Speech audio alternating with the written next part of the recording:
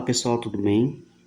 É, Vamos agora finalmente resolver as questões de matemática da prova do concurso de Tianguá, que foi a prova do professor, tá?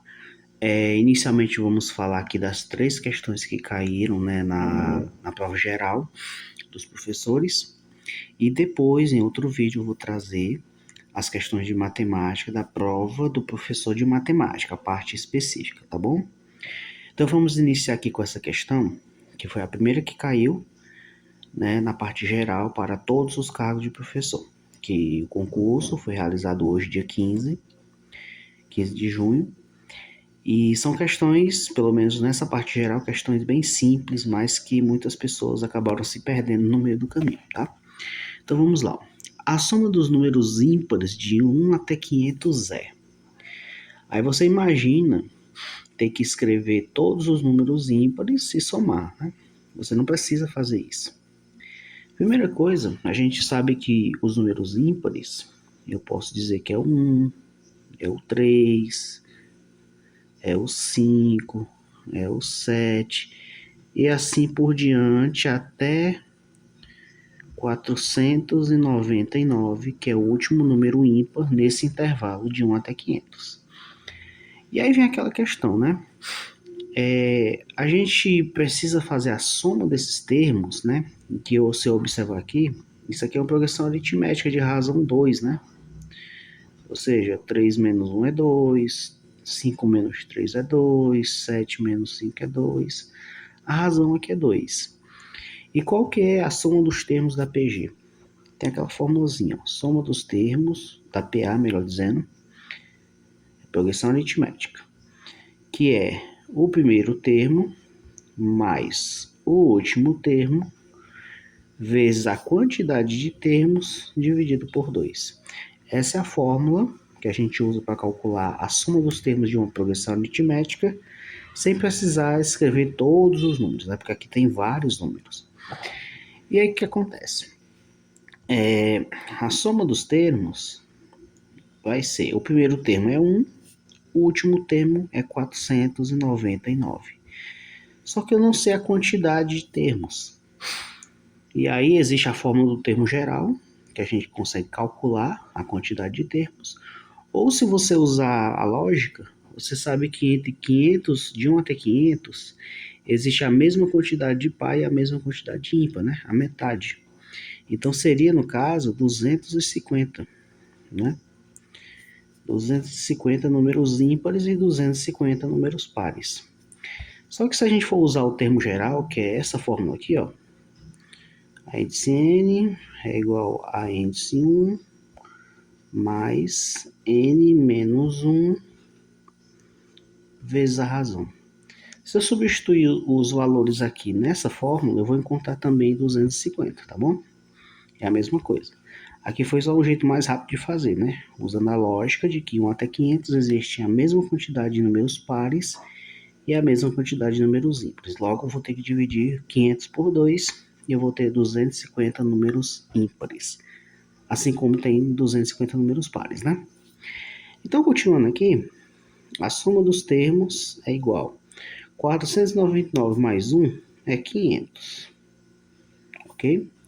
Esse 250 aqui eu posso simplificar com esse 2, que vai dar 125. E se eu somar 500 vezes 125, eu vou chegar em 62.500. Então, essa aqui é a soma dos termos dessa progressão aritmética, tá? Logo, a minha alternativa, o meu gabarito é a letra D de dado. Ok? Então, é bem tranquila, tá? Essa questão de PA.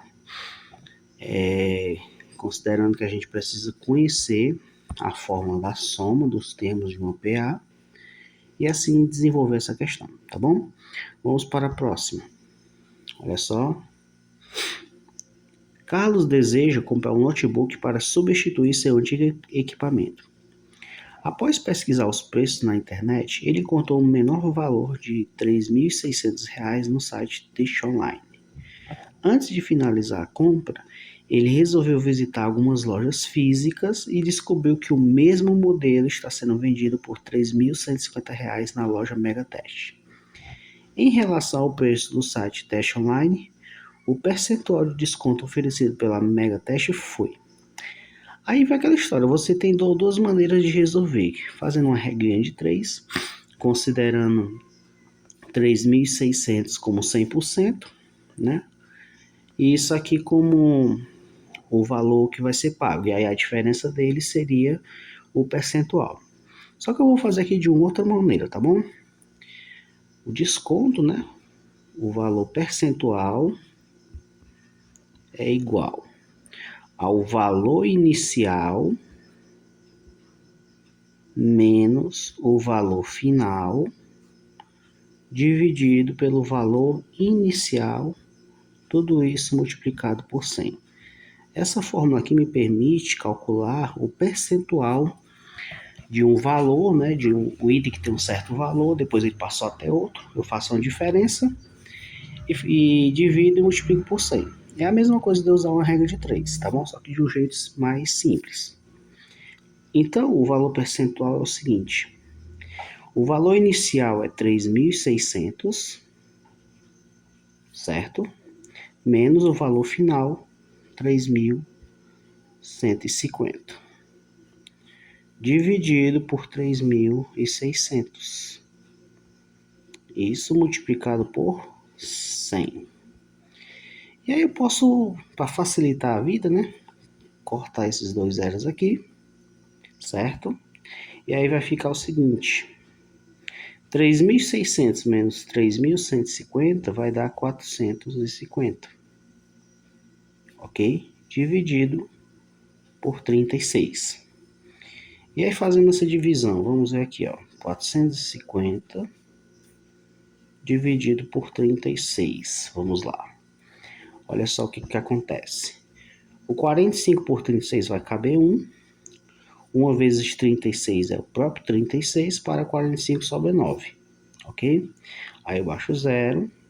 90 por 36 vai caber 2, porque 2 vezes 36 é 72. 72 para chegar em 90 sobra 18. Não tem mais zero para baixar, eu acrescento um zero e uma vírgula aqui no quociente. Agora, 180 dividido por 6 vai dar 5. E 5 vezes 36 é o próprio 180, para 180 nada. Então, ficou 12,5. E isso aqui já é a minha porcentagem, tá? O percentual dessa diferença de preço, ou seja, meu gabarito aqui, ó, letra D. Ok, gente?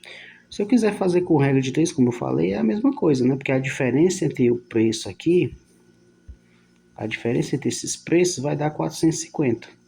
E aí você faz a regrinha de 3, né? Em que 3.600 equivale a 100% e que 450 equivale a X%. E aí dá a mesma coisa, tá? Se você parar para analisar, é o mesmo cálculo que eu acabei de fazer aqui. Tá bom, gente? Vamos para a última questão, que foi a seguinte. Lucas investiu um capital em uma aplicação financeira que opera sob regime de juros simples, após 3 trimestres a uma taxa de 2% ao mês. Ele obteve um rendimento de 540 em juros. O valor do capital inicial investido por Lucas foi, olha só, vamos juntar aqui as informações, né? Como é juros simples, eu tenho juros, capital, a taxa e o tempo, né? Os juros ele disse que foi de 540. O capital eu não sei, que é o que ele vai descobrir. A taxa de 2% ao mês. 2% ao mês. E o tempo são 3 trimestres, né? 3 trimestres são 9 meses, tá? Porque são 3 meses vezes 3, 9 meses. E aí é só aplicar na forma dos juros, né? Juros simples, que é J igual a CIT, né? Capital vezes a taxa vezes o tempo. E aí, como eu já tenho juros que é 540, O capital eu não sei. A taxa é 2%, só que aqui eu coloco a forma decimal ou a forma fracionária, você que escolhe, multiplicado pelo 9, que é o tempo. Então, isso vai ser 540 igual a C que multiplica 9 vezes 0,2 é 0,18, certo? E aí, os capital é igual a 540 e esse 0,18 passa para lá dividindo, né? 0,18. E como é que eu faço essa divisão aqui, já que tem um número decimal? Olha só. Na divisão com números decimais, eu preciso eliminar a vírgula. Como é que eu faço isso? Eu multiplico por 10 e por 10 mais uma vez para a vírgula vir para cá. Só que eu preciso fazer a mesma coisa em cima, né? Aqui eu vou acrescentar 2 zeros e vai ficar 54.000 dividido por 18. Só que 54 dividido por 18 é 3, ok? Eu repito apenas os 3 zeros, que não vai fazer nenhuma diferença, né? Então é 3.000 capital utilizado, né, investido por Lucas, né? Alternativa, o gabarito, letra D. Então, gente, essas foram as 3 questões, né, da prova do magistério. E no próximo vídeo eu vou reunir as questões da específica do professor de matemática, que foram várias questões, umas delas bem complicadas, né, e outras bem fáceis de fazer. Eu vou trazer para vocês a resolução de cada uma, para vocês verem o nível que é a prova, tá? A diferença dessas questões gerais da específica, propriamente dita, do professor de matemática, tá bom? Então é isso, gente. Forte abraço e até a próxima.